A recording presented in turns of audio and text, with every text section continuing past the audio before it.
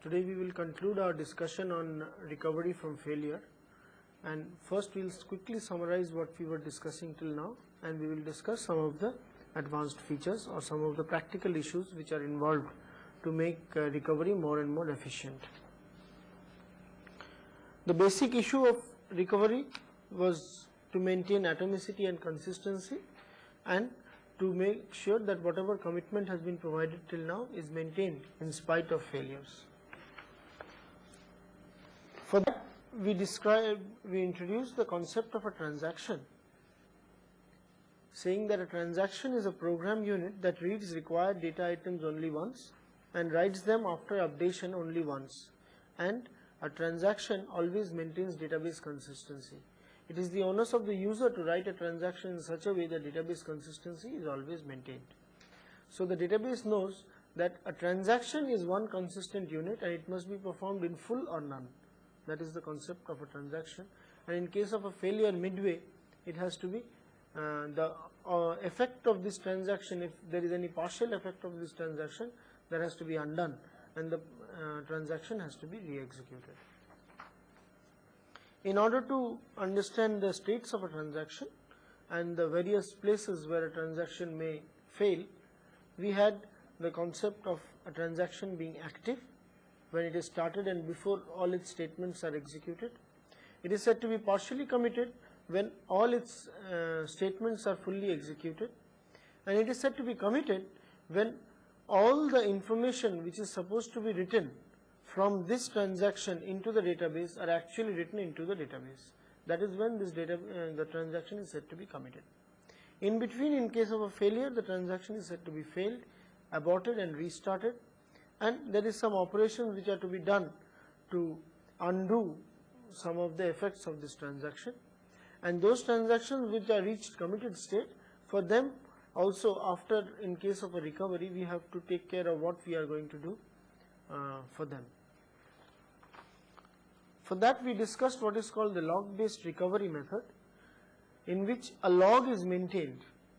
Now this log can be maintained on the disk or can be maintained in the stable storage, in any stable storage. For the case of absolute security, in case of a disk crash or any other crash of that sort, the log is usually often maintained in a stable storage, and in terms of present day technology, it is all replicated disks. Replicated disks may be stored in one place, replicated disks may be stored in different places, is the concept of a stable storage, and a log may be kept on the stable storage in case of to get recovered from failure. So for the time being, let us assume that in the simplest case the log is maintained in a stable storage, and a log consists of the simplest log consists of three statements. One is TI starts, which indicates when the transaction just prior to beginning of its execution, before the first statement is executed, this TI starts is written onto the log into the stable storage, and we will assume in the initial stages that for every log record the corresponding block of that record is written into the stable storage. So we will assume when we say write T1 starts into log, that one is actually written out into a stable storage, and then during any data modification, wherever there is a write statement in the program corresponding to that transaction, we have that transaction number TI, the variable X, the disk data variable X, the old value and the new value. This is written into the stable storage. Now actually the data may not be written at that moment of time because of data buffering or virtual memory, but whenever the statement write is executed, this log record is written into the stable storage. And after the transaction commits, when a transaction commits means that all the logs corresponding to that transaction is written into the stable storage, which is effectively true, and all the data value which is supposed to be written onto the disk corresponding to this transaction is also written onto the disk. Into the disk means into the database, and after that only the TI commits log record is put into the stable storage. So this is how we have three options of log based recovery. We also discussed two types of database modification, one called the deferred database modification and the other called the immediate database modification. The deferred database modification defers the execution of all the write operations till the transaction partially commits. This means that whenever there is a write operation in any transaction Ti, that write operation is not immediately written onto the disk. The log corresponding to that write may be written onto the disk, but after the write is the actual writing of the value of the write into the disk is withheld till the transaction partially commits, that is till the last statement is executed. When the last after the last statement is executed, only then the action of writing out into the disk occurs, and corresponding to each of the data which we said, it maintains a log, and as we will discuss a little later, that it does a redo of Ti in case of a failure. Now in case of a deferred database modification, since there is no modification which takes place in between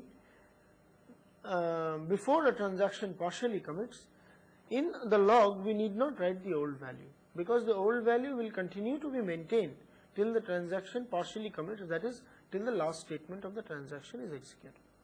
For example, we were discussing this simple two transactions, read A is assigned A minus 10, write A, read B is assigned B plus 10 and write B. And a transaction T1 which was read C is assigned C minus 100 and write C. Now when read A is executed, before read A is executed, T0 starts will be written into the log. Then A assigned A minus 10, nothing will happen. In deferred database modification, when write A is done, then T0 equal to A890 will be written onto the log, but the actual write will not take place. Then write for read B, nothing will happen, nothing will be written onto the log. B assigned B plus 10, then write B. Write B will not be executed, but T equal to B 510 will be written onto the log. Initially it was 500, now it will be 510. Initially this was 900, this will be 890. Now after write B is executed, this transaction partially commits. Now after this transaction partially commits, the actual effect of this write A and write B will be written onto the database disk. So A and B will now be written onto the database disk, and after A and B is actually written onto the database disk, the transaction will commit, and when the transaction commits, T0 commit log record will be written onto the stable storage. This is the sequence of deferred database modification. Similarly, before T1 starts will be written, then read C assigned C minus 100, write C. Whenever this happens, T1 C 1900, which was 2000, it will become 1900. This will be written into the log. This log record will be written into the stable storage. And after this, the transaction will partially commit. And when the transaction partially commits, after this, the actual write operation will take place into the disk. And after that actual write operation is completed onto the disk, T1 commits log record will be written onto the stable storage. This is the sequence of writing when T0 is executed after T1. Now the system may crash, that is the volatile storage or memory may crash and fail due to various reasons, and the log may be in several states when it crashes. So a log may be completely like this. The full log may have been written, that is after T1 partially commits, T1 fully commits, the power may go off or there may be a system crash. In case of a failure in that, the recovery procedure will start. It will read the log record, and for any transaction which has got both Ti starts and Ti commits, in this case both of them are there for both T0 and T1, then it will execute these operations. What does it mean by execute these operations? It will write A 890 into the disk, for B it will write 510 into the disk, for C it will write 1900 into the disk. This is what we mean by the operation redo Ti. We actually need not re-execute Ti, but we will just redo the write operations on the disk. because we know what operations are to be written into the disk corresponding to that transaction. What is the intermediate executions, we need not bother, because the result of the executions which are actually to be written onto the disk is available with us.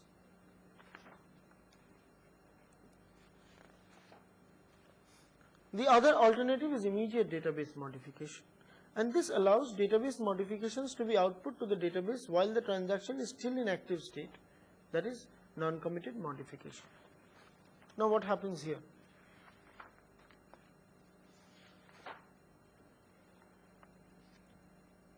Let us see what happens here. Here, when read A is executed, before read A is executed, T0 starts is written, log record is written onto stable storage. A assigned A minus 10. When write A is done, T0 A 900 890 is first, this log record is written onto stable storage, and after this log record is written onto the stable storage, then this write operation is executed, in the sense that this write may actually take place into the disk. This is immediate database modification. This log record is written and then this write operation takes place. Read B, B assigned B plus 10, write B. Now before write B occurs, T0 B 500 to 510, this is written. The old value has to be kept in the case of an immediate database modification. And after write B is executed, the transaction partially commits. After the transaction partially commits, actually write B must be fully written onto the disk, and after that the transaction will commit.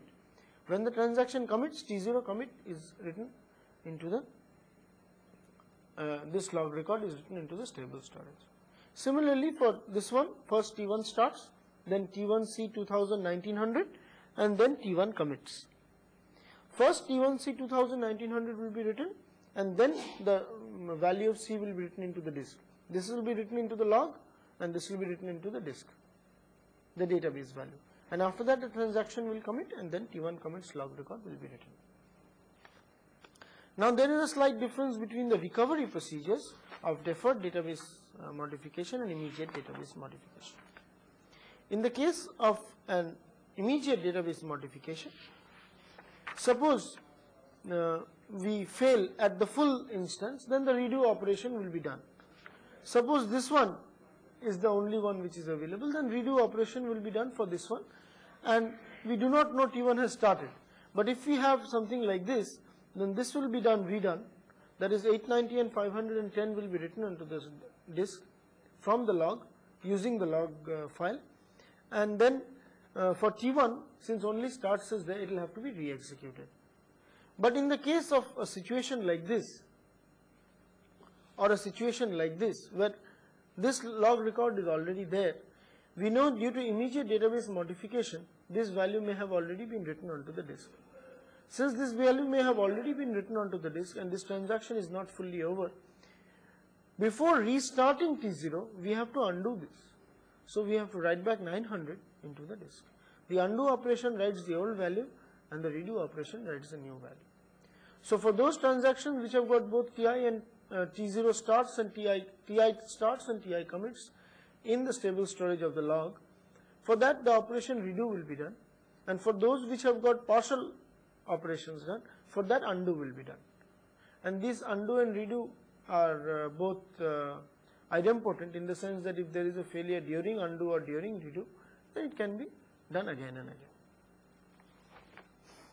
So this was what we discussed in the previous class, but due to some, we made some simplifying assumptions in the previous day because of our, we said that every log record will be immediately written onto the stable storage. We said whenever there is a write statement in deferred database modification, it will wait till the end of the execution and then it will be written. And in the case of immediate database modification, that record will be immediately written onto the disk. But there are two issues here. One issue is that it is very expensive to write a log record each and every time into a stable storage. Firstly, writing into a stable storage is expensive, and then writing one record at a time, for which you have to actually write a whole block, is also expensive. So there are two things to speed up issues here. One is log record buffering, in which you do not write a log immediately into stable storage. You wait till a block is full and you write that block into the stable storage. Because you're just writing this log file is a sequential file. You're just writing one after another. So you wait till a block is full, and then at that point, so it is kept in the memory, and when a full block is ready, you write that block into the stable storage. You don't write anything else. So you don't write it at each and every point. So that is what is called log record buffering. So we will discuss log record buffering first. Then we will see what happens when virtual memory comes into the picture, the concept of database buffering. So in log record buffering, what we do is that we wait till we do not write each and every log immediately. That is, if we had to write T0 starts, this, at every time before priority execution, we just don't write T0 starts. We wait till one log block is full. The log records form a block, and once this block is full, we write that full block onto the stable storage. But there are some issues which have to be taken care of when you do log record buffering, because it is not as simple. So care has to be taken in the following three accounts. The first is, we must allow transaction Ti to enter commit state after Ti commit log record has been output to the stable storage. That is, if we say a transaction is committed and its Ti commit is in the memory, then it doesn't make sense, because if the power goes off and the system crashes, then this transaction has completed its execution. It may have written all the items into the database, and yet Ti commit will not be there in the log file.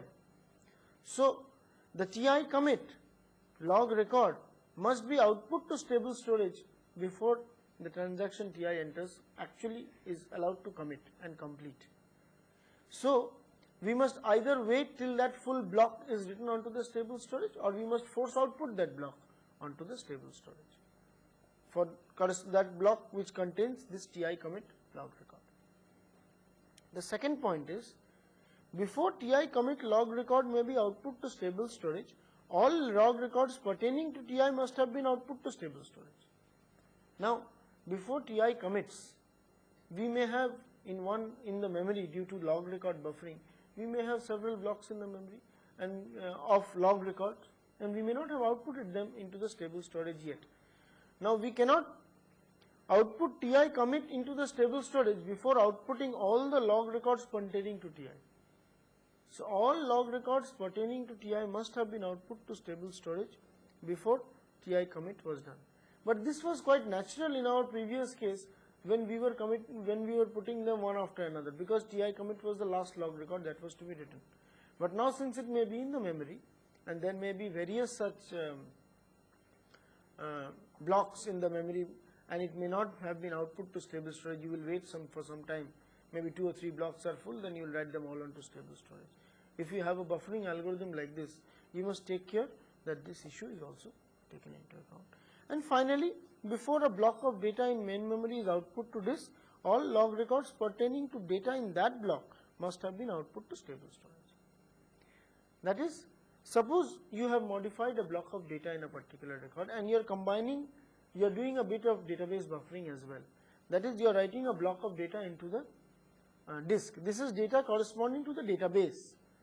So now, when you are writing a block of data back to the disk, unless that block has been modified, there is no point in writing it back to the disk. So when you are writing something back to the disk, it is obvious that that block has been modified. Now if in that block there are 4 or 5 records which have been modified, then in the normal case, since they have been modified and they are in the memory, when we use the simplistic idea that every log record will be immediately written onto stable storage, we were sure that the log record corresponding to that modified data is already in stable storage. But when we are using log record buffering, the log record corresponding to that data may still be in the memory and not yet have gone into stable storage. And due to your replacement policy, you may want to force output this block of data. So in order to make sure that consistency is maintained and recovery procedures can take place properly, we must be sure that all the log records which are now there in the memory corresponding to data for the block which is now to be output onto disk, these log records must first be put onto the stable storage or must be put into any storage wherever you are putting the log records, and only then you will output this data. So the output function must now be very carefully written in case of a log record buffering. You must take care, you must maintain pointers to the blocks corresponding, suppose there is some data in the database. You must maintain a pointer or you must maintain information whether the log record for this data is in the memory, or you must determine that information somehow, or it has already been written. If it is still in the memory, it will have to be written or force output first that block, and then you will write this data. So though in general log record buffering tries to speed up the process, you must take care to maintain the consistency of the log file, because if the consistency of the log file is not maintained, there is no point in doing a recovery problem. This problem is even more aggravated or even more complex when you do database buffering as well. That is, now you are using the concept of a virtual memory in which you will write into the database only at certain points of time. That is not when that disk is full, when that block is full, because you have brought a page from the memory or you have brought a block from the disk into the memory. You have maybe modified one or two places there. The concept of database buffering is that you have taken you want to modify a variable x which is there in the disk, in the database. Now for that you will input x. For input x you will input a block of that and you will modify it. Now that in database buffering, that block will remain in the memory because you may reuse that. And since you have a buffer area, that block will be written back into the disk either at the end of the session or when you require to replace this area of buffer due to input of some other block. So whenever this block will be remaining in the case of a database buffering. So now there is no order that since this data was written earlier, this data will be put into the disk earlier. This concept does not remain. Due to the replacement policy, anybody may be written for replaced back. The output operation is not strictly dependent on the sequence in which the data is modified. It may just be replaced due to the page replacement policy of the operating system or of the database management system if it does have a special replacement policy. So in that case, we have to again take care that the data which we have before we output that data, the log records and other information must also be put in properly. So when you combine database buffering with log buffering, you have a little more complex scenario, but if you manage it properly, you are bound to get a lot of speed up because each log record is small and writing into the disk is into a stable storage is quite expensive. So if you write one block at a time, you are going to save a lot of time. So the conditions which have to be taken care in such a situation is, if the input of block B2, this is input of database, if input of block B2 causes block B1 to be chosen for output, then the following steps have to be ensured. First, output to stable storage all log records pertaining to block B1. These are very logical steps, but we must take care of them. If every time any modification was done, log was to be written onto the log file into the stable storage, this is all right. This will always have to be maintained. But if the log buffering is done along with database buffering, then before we output block B1 into the disk from the memory, we must output to stable storage all log records pertaining to block B1. Because log must be output first and then the database modified. If you modify the database and then output the log, then there may be a crash between the time after you have modified the database and before you have output the log. So you must be sure that you do it in the proper sequence. So the sequence here is output to stable storage all log records pertaining to block B1, and then output the block B1 to disk, and then input B2 from disk to memory. So that is the whole sequence of operations that you have to perform in case of any output in database buffering or virtual memory concept that you may use. Now we come to another issue. The issue is like this. You have got a huge log file and you are maintaining starts, database modification, commits, starts, database modification, commits. Now we are sure that even in spite of database buffering or in spite of log buffering, we may have information that for a transaction Ti, it has started, its log records have been written, it has committed, all its database records have been updated. We know this, and there is a failure of the system in the sense that this is not a disk failure, this is a failure of the memory. Now it is quite futile to redo this operation because this operation has already been written onto the disk, isn't it? It is quite futile.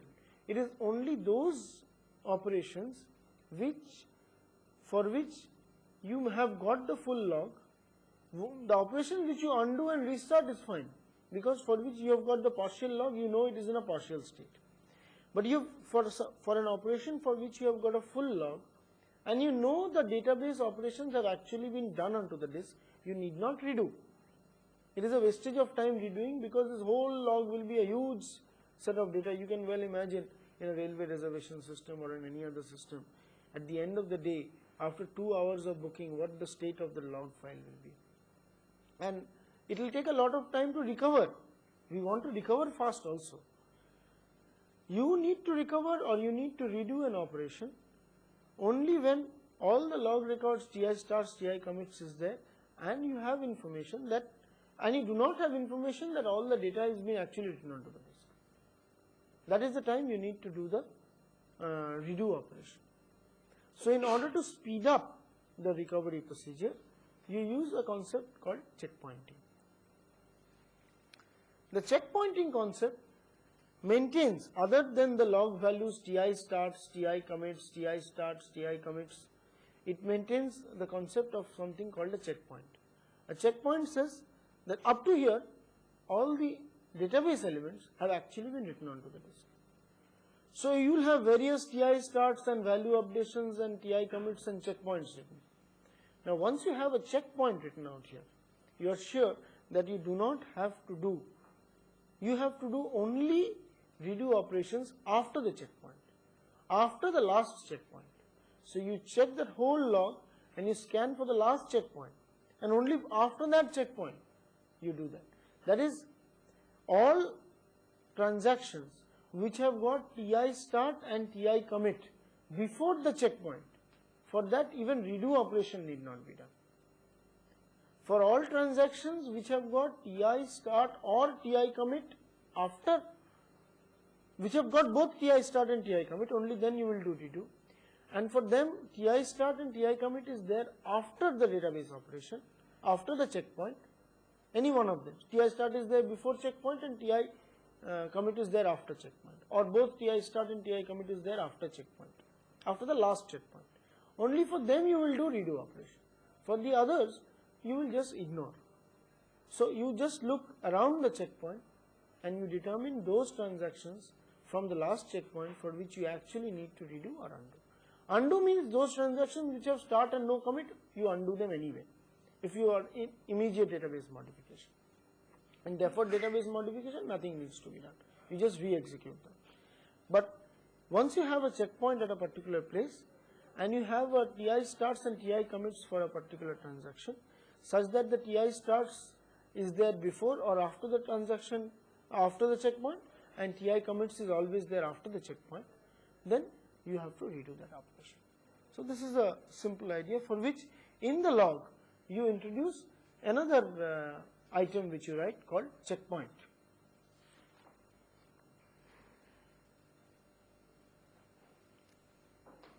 So the checkpointing principle says, what are the steps that you have to do for a checkpointing?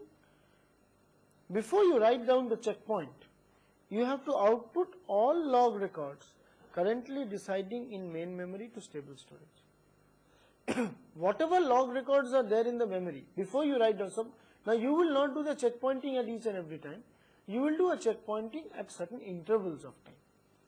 So at certain intervals of time, in order to reduce your recovery procedure, say after 15 minutes, after 20 minutes, after 1 hour, it depends on the size of your log. So there will be a system related time in which you will start the process of checkpointing, and the process of checkpointing will do these. It will see all the log records in the main memory due to log record buffering and put them into stable storage. Whatever log records are there in the buffer will be put into stable storage immediately. Then all the modified buffer blocks will be moved on to disk. That is, all those buffer blocks which are modified in the database buffer will be moved on to disk. So all the update operations are over, completed. All log records and all update operations are completed. Now, and then you will write down a log record called checkpoint onto stable storage. So you will make sure before, so checkpointing is an operation which is done from time to time. So say after 1 hour you do checkpointing. When the checkpoint daemon is invoked, immediately these two actions take place. One is all log records are written onto the stable storage, and all the modified buffer blocks are first outputted back, and then checkpoint is written. So you are sure that whatever is there into the log, that up to that whatever data was modified, that operation is completed. So for a transaction which has got both TI starts and TI commits before the checkpoint, its data is already there in the disk. In the log you may have a transaction for which TI starts is there, TI commits is not there, but checkpoint is written, because checkpoint is done at regular intervals of time. For that, if you fail, for that one you will do the undo operation, or you will restart it. And if you have a record for which after the last checkpoint you have got TI starts before the checkpoint is done, and after the checkpoint again due to the log record buffering some more records will be written from the log in the memory to the stable storage, you may have TI commits after that. For that one you will have to redo. So this helps to speed up the recovery procedure by doing a checkpointing at regular intervals of time. Now what do we do in case of these are all operations which we did in case of the failure of a memory. Instead of writing out this log into stable storage, we could have written this log into disk also. It was fine, because if the memory fails, the log is written into the disk. Now what do we do in case of a failure? You usually write the log into stable storage or in 2 or 3 places, one here and one maybe in a remote place. This is because of the problem of a disk crash. The whole system may crash due to something like an earthquake also. So in case of a disk crash, that is why this concept of writing logs into stable storage is always there. So in case of a disk crash, what do we do? That is, in between the whole disk crashes, there is a very simple thing that you can do. The simple thing is that you maintain a copy of the disk prior to the beginning of the session. The simplest thing which is done, you maintain a copy of the disk, whole data disk, in a secondary storage, maybe in a tape or archival storage, prior to the beginning of a session, from where you have started the log. And then when the disk has crashed, you copy all this data into a new disk and you run the log on it from the beginning of that session. If the log is safe, in stable storage, then you just run the log on it, you will get all the modifications done. Here you have to take care that you are not, that checkpointing business is now of no use to you, because checkpointing means that you have written it onto the disk, but now the disk itself has crashed. So in spite of all checkpointing or anything, from the beginning of the session you will write everything onto the stable storage. So for this, a very simple idea may be employed. In many cases you may say that, okay, I would like to really keep not in the beginning of the session, but in between I would like to store everything which I have on the disk somewhere else.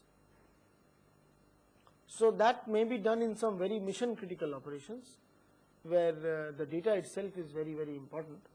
But nowadays what happens is that this they try to have this dual copy drives in which you have disk data written in two places itself, and it is tolerant to failure in the sense that it is tolerant to failure of a single disk, but definitely it is not tolerant to failure to an earthquake. So in the case of a disk, so in between, like you do checkpointing, in between you do what is called a dump.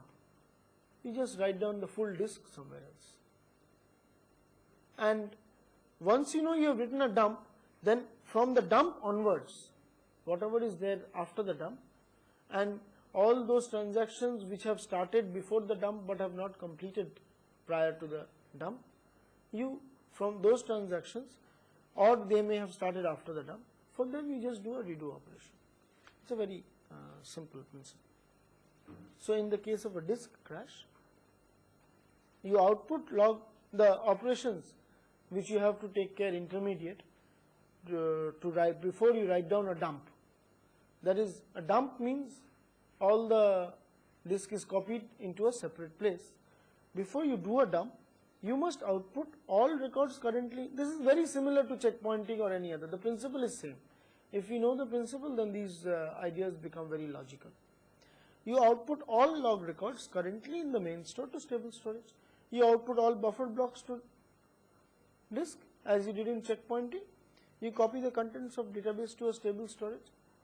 When you do dump, that means you must copy it onto stable storage, because otherwise it doesn't make sense. If you copy it onto another disk and it's thing like an earthquake, it doesn't make sense. So you copy it onto a remote storage. Stable storage here is something like this. That is, you expect it to be stable, and then you output the record dump. So just like checkpointing, when you know dump is there, in the case of a disk crash, from the last dump you just take it out, you archive it out, and then you make the log modifications.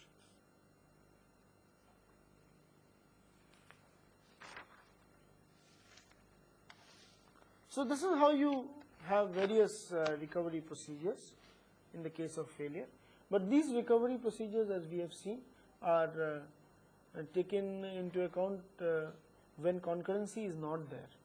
That is, when there is concurrency as well as failure, then we have got other issues of atomicity, which we will first study when we study concurrency control, because we will see the concept of sharing. Here there is no concept of sharing of information, and there is no concept of parallelism in the sense of states being in partial execution and updating a same variable.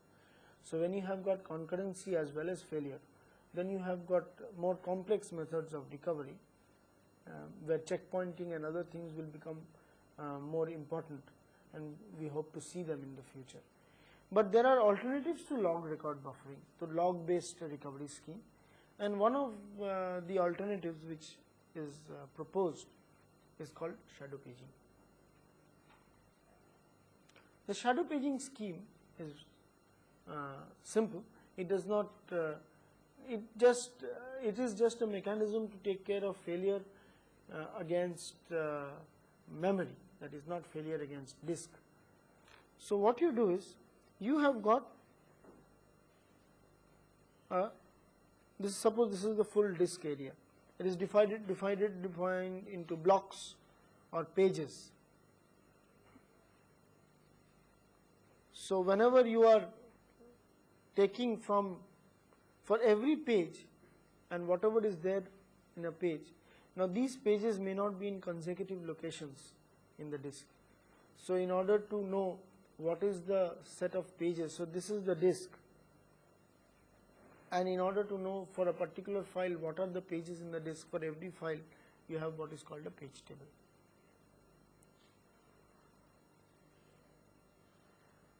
This is very similar to the operating system ideas of file management.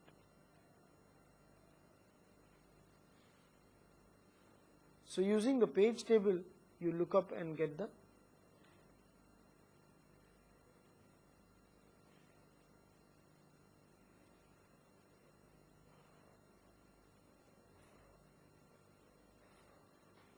you will have the page table referring something like this. Now the concept of shadow paging is, for a page which is currently being used and brought from the disk to the memory, for that page you maintain what is called a shadow page. That is, in the disk you maintain two states of that page. One is in spite of immediate modification or deferred modification, you maintain two states of the page. One state is the current page, that is the page which is the current state, and if there is any modification from in the memory and it is written onto the disk immediately or after some time, that remains. The other is the shadow page, which is the state of the page before the transaction Ti was executing on that page. So,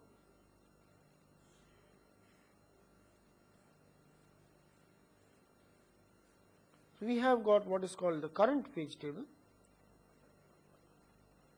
and we have another page table called the shadow page table.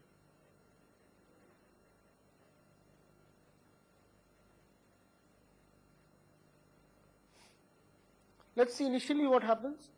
Suppose this particular page is required to be input into memory. Whenever this particular page is required to be input into the memory, a new space is allocated, this page is copied here, and the current page table pointer is changed and put here, and the shadow page table pointer for this page is put here. And whatever modification that takes place on this page while a transaction T1 is going on is made here. If there is any crash before the transaction completes, then the shadow page is taken off and the transaction is restarted. There is no problem of undoing, there is no concept of an undo operation. Even in immediate database modification, there is no concept of an undo operation. Just the page is taken. Once the transaction completes, and we know this is the shadow page and this is the current page. Once the transaction completes, we make sure that this current page is used. Now when this page is brought back to the memory and this transaction completes, so this is the new state of the page. That information is maintained that this is now the new state of the page, and whenever this page is called back again, then this is again this is made the shadow page, and maybe some other location is made the current page. So whatever was the current page is made the shadow page, and another place is provided which becomes the current page, and whatever data is modified there, and as soon as the transaction completes, the current page becomes the same as the shadow page. So initially the current page is the same as the shadow page. Whenever there is an input operation which has to be taken place, that is a new current page is created, and when the transaction completes, the shadow page and current page are made identical. If there is a failure in between, then the shadow page is converted to the current page. Any questions? We have 10 pages total memory space, and because of this shadow paging, will that mean that we have effectively only 5 pages? Because then we'll have 5 No, this shadow page is not, this shadow page table is not kept in the main memory. Nor are these shadow pages kept in the main memory. This shadow page table, everything is kept in the disk, because if the power fails, if the volatile memory fails, we will lose the shadow page as well. The shadow page and the shadow page table is maintained on the disk. So corresponding to all the currently available blocks in the memory for which transactions are taking place, there is a shadow page for that block in the disk. The shadow page does not exist in the memory. The shadow page table and the shadow page exists in the disk, which said this is the state. The current page may exist in a partial state in the memory, and due to immediate modification and other things, it may exist also in a partial state in the disk. That is, for a page P, you have got a current page, you have made a current page. you have copied this into the memory. In the memory you have modified 3 records there, and you may have output these 3 records here, and that page may still exist in the memory, and some more modifications may have taken place in that page due to immediate database modification.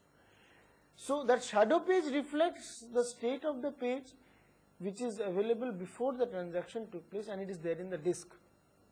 Shadow page is also not there in stable storage. It is not, because logs are very small and they can be kept in stable storage. Nobody keeps a huge shadow page, the whole shadow page in stable storage. This is to quickly recover from failure against the problems of power failure or the problems of failure of volatile memory. Every read operation which, the question is, does that mean that every read operation creates a shadow page? Every read operation which results in input, from the disk will create a shadow page. If a read operation results in input from the disk, it will create a shadow page. If that block is already available in the buffer, it will not create a shadow page. Now shadow paging has a problem. The problem is of fragmentation, because you are always moving it out here and there, moving a page here and there, and for a particular database file or a database record, for a database table, all of the records may initially be in a particular place, and due to this current page and shadow page movement, the whole record database may be fragmented, and that may cause a lot of inefficiency, because fragmentation does cause a lot of inefficiency, as we have seen in the case of a sequential file or an index sequential file. So shadow paging may be useful, and it actually depends on the application. A lot of analysis has to be done, but shadow paging is another concept which has been put to practical use, like the log based recovery. So we have discussed in this series of lectures the basic log based recovery scheme, and how we can do it, how we can maintain the concept of checkpointing and prevent loss of information. And this is a very crucial aspect of any database modification, and will come, this concept of atomicity and consistency will come into even greater prominence when we have concurrency, which we shall discuss later on. So the next topic which we shall discuss is concurrency control, where we shall see how sharing and accessing of shared data is done in a more secure manner.